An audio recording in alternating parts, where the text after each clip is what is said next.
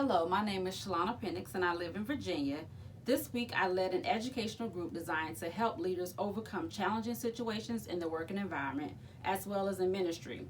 My group met on Sunday, August 2nd at 3 o'clock in the afternoon. The meeting was held at the community center in one of the breakout rooms. Due to COVID-19, we had to follow some social distancing guidelines, so our chairs were set up in a circle 6 feet apart. Additionally, everyone, of course, had to wear face coverings. There were 15 people that showed up, which I was very excited about. This was a good turnout considering the pandemic and apprehension of meeting in large groups. 5 of the members present were friends of mine from church. My co-leader was present as well for this session, and he gave me a lot of support. The purpose of this group was to help build relationships, establish expectations, and develop a functional agenda plan to develop and help overcome team obstacles. The group dynamics, content, and process portion of the meeting started off with me introducing myself and my co-leader. I then stated the purpose of the meeting and quickly went over the norms and the expectations. Once I finished with the introduction, I went right into the designated word or phrase round. I told the group members to imagine themselves with their team. Next, I asked them how would they rate their team's effectiveness when working together. Very effective, somewhat effective, or not effective at all. I had them to go around the room and say their name and answer the questions. Once we finished, I focused in on the people that replied not effective at all. I asked if anyone wanted to share. To my surprise, they started to share why they felt it wasn't effective. This led right into our discussion for the afternoon. The group was talkative, very talkative, and really engaged. They responded to the topic very well. Everyone had a chance to speak.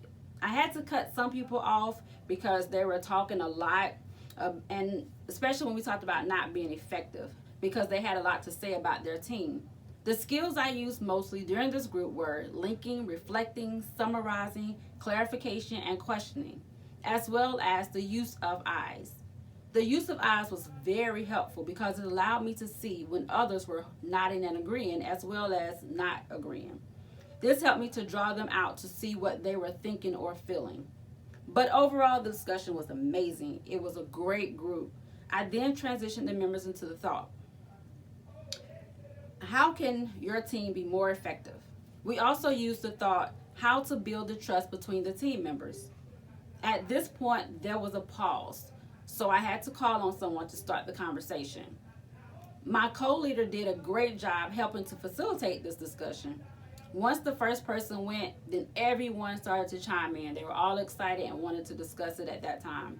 I told the group that we had about 10 more minutes before we had to wrap up things and do our last activity. I ended the group by summarizing what was said and how they could work with their group to be more effective and trustworthy. There were many who showed their approval and interest in this part of the discussion.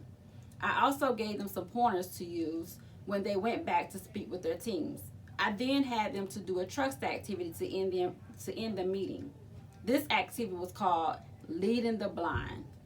It was carried out by one partner being blindfolded while the other partner led them to a certain location in the room. Next, they switched roles and allowed the other partner to try out their part. They had so much fun doing this activity that we almost lost track of time. They all said they really enjoyed it and they plan to use this trust activity within their own teams. The idea here is building trust by relying on your partner to lead you. This takes trust, patience, and teamwork. I ended the group with a statement. In order to have a healthy team, you must have trust. I then gave them a pamphlet with additional resources and important points about the meeting that they could share in their team meetings. If I had to assess myself, I feel as if this was an awesome meeting, being my first time leading this type of group. Everyone in the group was responsive, which made it easy to facilitate. When I gave them the question at the beginning for the round, it led right into the conversation. As I was looking around the room at others, they were eager to talk, so I was able to allow them an opportunity to talk. My energy as well as my co-leader's energy from the beginning helped to set a positive tone for this meeting.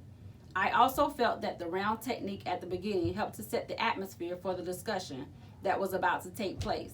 This made it very easy to transition into the discussion for the afternoon. We did not have a problem staying on topic at all. My main challenge was trying to cut people off when they kept talking. I didn't quite know when to jump in to cut them off because I was worried about hurting their feelings. So my co-leader had to help me with this because it was taken away from others being able to share, and we were running out of time.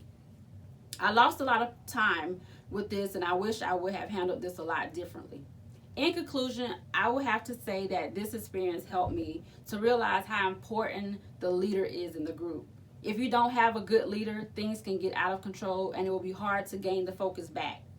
This topic brought on strong feelings, so the members had so much to say, which in turn made it very difficult to move on from one person because you wanted to hear everything they had to say, but it just wasn't enough time. My biggest takeaway from this group is that it's important to gain a healthy and trusting relationship with your group by setting a comfortable tone and atmosphere where people will feel free to talk. These skills I learned in this group, such as learning how to draw people out to get them to talk, cutting people off, even though that was challenging for me, active listening, as well as encouraging and supporting will help me to lead future groups. Overall, this was an amazing experience for me, and I know this will help me to become a great marriage and family counselor. This meeting brought out the confidence and the skills needed to help me to become effective on my current job and counseling others. Thank you for giving me the opportunity to share my experience with you. I have enjoyed this class. Thank you.